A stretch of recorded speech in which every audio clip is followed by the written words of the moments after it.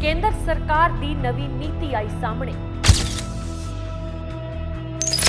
ਹੁਣ ਗੱਡੀ ਲੈਣਾ ਹੋਵੇਗਾ ਹੋਰ ਵੀ ਸੌਖਾ। ਇਸ ਨਵੀਂ ਨੀਤੀ ਦੇ ਤਹਿਤ ਗੱਡੀ ਲੈਣ ਲੱਗਿਆਂ ਤੁਹਾਨੂੰ ਲੱਖਾਂ ਦੀ ਬਚਤ ਜਾਂ ਲੱਖਾਂ ਦਾ ਮੁਨਾਫਾ ਹੋ ਸਕਦਾ ਹੈ। ਡੇਲੀ ਪੋਸਟ ਪੰਜਾਬੀ ਦੇਖ ਰਹੇ ਹੋ ਤੁਸੀਂ। ਮੈਂ ਹਾਂ ਸੁਮਨ ਜੇਟਲੀ।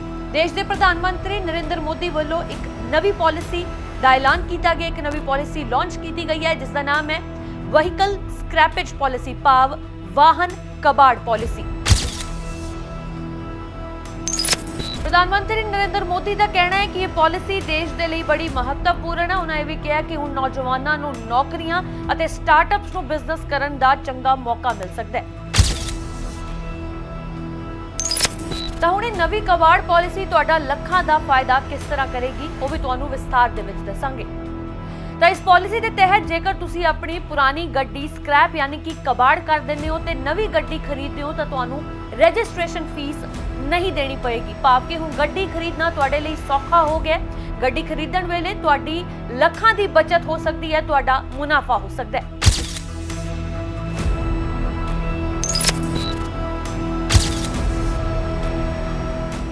ਦੇਸ਼ ਦੇ ਪ੍ਰਧਾਨ ਮੰਤਰੀ ਨਰਿੰਦਰ ਮੋਦੀ ਵੱਲੋਂ ਵਾਹਨ ਕਬਾੜ ਨੀਤੀ ਭਾਵ ਕਿ ਵਹੀਕਲ ਸਕ੍ਰੈਪੇਜ ਪਾਲਿਸੀ ਲਾਂਚ ਕੀਤੀ ਗਈ ਹੈ। ਐਲਾਨ ਕਰਨ ਦੌਰਾਨ ਦੇਸ਼ ਦੇ ਪ੍ਰਧਾਨ ਮੰਤਰੀ ਨੇ ਕਿਹਾ ਕਿ ਇਹ ਨੀਤੀ ਭਾਰਤ ਦੇ ਵਿਕਾਸ ਲਈ ਬੇहद ਜ਼ਰੂਰੀ ਹੈ। ਇਸ ਨੀਤੀ ਦੇ ਨਾਲ ਨੌਜਵਾਨਾਂ ਨੂੰ ਨੌਕਰੀਆਂ ਅਤੇ ਸਟਾਰਟਅਪਸ ਨੂੰ ਬਿਜ਼ਨਸ ਅੱਗੇ ਵਧਾਉਣ ਦਾ ਮੌਕਾ ਮਿਲੇਗਾ। ਨਵੀਂ ਨੀਤੀ ਦੇ ਤਹਿਤ ਹੁਣ ਪੁਰਾਣੇ ਵਾਹਨਾਂ ਨੂੰ ਕਬਾੜ ਕਰਕੇ ਨਵਾਂ ਵਾਹਨ ਖਰੀਦਣ ਤੇ ਰਜਿਸਟ੍ਰੇਸ਼ਨ ਫੀਸ ਨਹੀਂ ਦੇਣੀ ਪਵੇਗੀ। ਭਾਵ ਕਿ ਹੁਣ ਗੱਡੀ ਲੈਣੀ ਸੌਖੀ ਹੋ ਗਈ ਹੈ ਤੇ ਨਵੀਂ ਗੱਡੀ ਲੈਣ ਲੱਗਿਆ ਤੁਹਾਨੂੰ ਲੱਖਾਂ ਦਾ ਫਾਇਦਾ ਹੋ ਸਕਦਾ ਹੈ। ਉਦਾਹਰਨ ਦੇ ਤੌਰ ਤੇ ਜੇਕਰ ਪੰਜਾਬ 'ਚ ਤੁਸੀਂ 10 ਲੱਖ ਦੀ ਗੱਡੀ ਲੈਣੇ ਹੋ ਤਾਂ 9% ਦੇ ਹਿਸਾਬ ਦੇ ਨਾਲ ਤੁਹਾਨੂੰ ਰਜਿਸਟ੍ਰੇਸ਼ਨ ਫੀਸ ਦੇਣੀ ਪੈਂਦੀ ਸੀ, ਜੋ ਹੁਣ ਨਹੀਂ ਦੇਣੀ ਪਵੇਗੀ। ਇਸ ਕਬਾੜ ਨੀਤੀ ਮੁਤਾਬਕ 15 ਤੋਂ 20 ਸਾਲ ਪੁਰਾਣੀ ਗੱਡੀਆਂ ਨੂੰ ਕਬਾੜ ਕਰ ਦਿੱਤਾ ਜਾਵੇਗਾ। ਕਮਰਸ਼ੀਅਲ ਗੱਡੀ 15 ਸਾਲ ਅਤੇ ਨਿੱਜੀ ਗੱਡੀ 20 ਸਾਲ ਬਾਅਦ ਕਬਾੜ ਹੋਵੇਗੀ। ਭਾਵ ਤੁਹਾਡੀ 20 ਸਾਲ ਪੁਰਾਣੀ ਨਿੱਜੀ ਗੱਡੀ ਕਬਾੜ 'ਚ ਵੇਚੀ ਜਾਵੇਗੀ। ਪੁਰਾਣੀ ਗੱਡੀ ਚਾਲਕ ਨੂੰ ਹਰ ਸਾਲ 40,000 ਦੇ ਕਰੀਬ ਨੁਕਸਾਨ ਹੁੰਦਾ ਹੈ। ਉੱਥੇ ਹੀ ਟਰੱਕ ਚਾਲਕ ਨੂੰ 2 ਤੋਂ 3 ਲੱਖ ਰੁਪਏ ਦਾ ਨੁਕਸਾਨ ਹੁੰਦਾ ਹੈ। ਇਸ ਨੀਤੀ ਦੇ ਨਾਲ ਆਰਥਿਕ ਨੁਕਸਾਨ ਘਟੇਗਾ ਅਤੇ ਪੁਰਾਣੇ ਵਾਹਨਾਂ ਦੇ ਮੁਕਾਬਲੇ ਨਵੇਂ ਵਾਹਨਾਂ ਨਾਲ ਹੋਣ ਵਾਲੇ ਹਾਦਸਿਆਂ ਦੀ ਦਰ ਘਟੇਗੀ।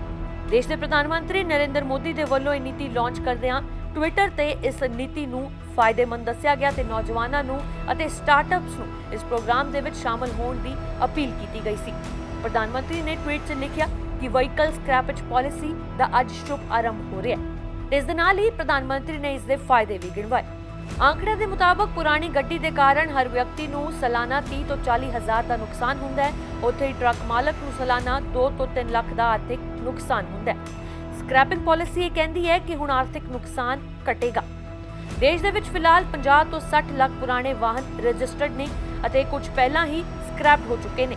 ਸਕ੍ਰੈਪਿੰਗ ਪਾਲਿਸੀ ਭਾਵ ਕਿ ਕਬਾੜ ਨੀਤੀ ਦੇ ਮੁਤਾਬਕ ਅਗਲੇ 4 ਸਾਲਾਂ ਦੇ ਵਿੱਚ 15 ਤੋਂ 20 ਲੱਖ ਨਵੇਂ ਵਾਹਨਾਂ ਦੀ ਸੇਲ ਹੋਵੇਗੀ, ਜਿਸ ਦੇ ਨਾਲ ਆਟੋ ਇੰਡਸਟਰੀ ਨੂੰ ਵੀ ਵੱਡਾ ਫਾਇਦਾ ਮਿਲੇਗਾ। ਇਸ ਦੇ ਨਾਲ ਹੀ ਇਹ ਵੀ ਦੱਸ ਦੇਣਾ ਲਾਜ਼ਮੀ ਹੈ ਕਿ ਹੁਣ ਸੜਕੀ ਹਾਦਸਿਆਂ ਦੀ ਦਰ ਵੀ ਘਟੇਗੀ। ਇਸ ਨਵੀਂ ਨੀਤੀ ਦੇ ਵਿੱਚ ਸੁਰੱਖਿਆ ਦਾ ਹਵਾਲਾ ਦਿੱਤਾ ਗਿਆ। ਕਿਹਾ ਗਿਆ ਕਿ 15 ਤੋਂ 20 ਸਾਲ ਪੁਰਾਣੇ ਵਾਹਨਾਂ ਦੇ ਵਿੱਚ ਸੀਟ ਬੈਲਟ ਅਤੇ 에ਅਰ ਬੈਗ ਨਹੀਂ ਹੁੰਦੇ, ਪਰ ਨਵੇਂ ਵਾਹਨਾਂ ਦੇ ਵਿੱਚ ਸੁਰੱਖਿਆ ਦਾ ਧਿਆਨ ਪੂਰੇ ਤਰੀਕੇ ਦੇ ਨਾਲ ਰੱਖਿਆ ਜਾਂਦਾ ਹੈ। ਨਵੇਂ ਵਾਹਨ ਚਲਾਉਣ ਦੇ ਨਾਲ ਹਾਦਸੇ ਅਤੇ ਹੈਡ ਇੰਜਰੀਜ਼ ਦੀ ਦਰ ਘਟੇਗੀ।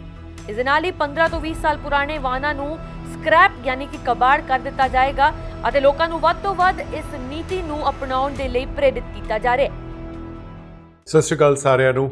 ਪਿਰਾਮਿਡ ਸਰਵਿਸਿਜ਼ ਲਗਭਗ 1.5 ਸਾਲ ਬਾਅਦ ਇੱਕ ਵਾਰ ਫੇਰ ਤੋਂ ਕੈਨੇਡੀਅਨ ਐਜੂਕੇਸ਼ਨ ਫੇਅਰ ਕੈਨੇਡਾ ਸਿੱਖਿਆ ਮੇਲਾ ਲੈ ਕੇ ਆ ਰਿਹਾ ਹੈ, ਜਿਹਦੇ ਵਿੱਚ ਤੁਸੀਂ ਸ਼ਾਮਲ ਹੋ ਕੇ 25 ਕੈਨੇਡੀਅਨ ਯੂਨੀਵਰਸਿਟੀਜ਼ ਔਰ ਕਾਲਜਿਸ ਦੇ ਨੁਮਾਇੰਦਿਆਂ ਨਾਲ ਗੱਲਬਾਤ ਕਰਕੇ ਆਪਣੇ ਜਨਵਰੀ ਸੈਸ਼ਨ ਦੇ ਦਾਖਲੇ ਰਿਜ਼ਰਵ ਕਰ ਸਕਦੇ ਹੋ। ਸੀਟਸ ਲਿਮਿਟਡ ਹੈ, ਸੋ ਅਪਲਾਈ ਫਾਸਟ।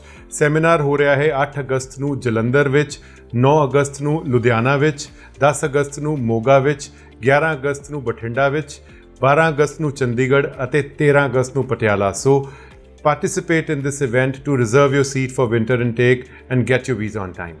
ਧੰਨਵਾਦ। Pyramid, visa for a better life.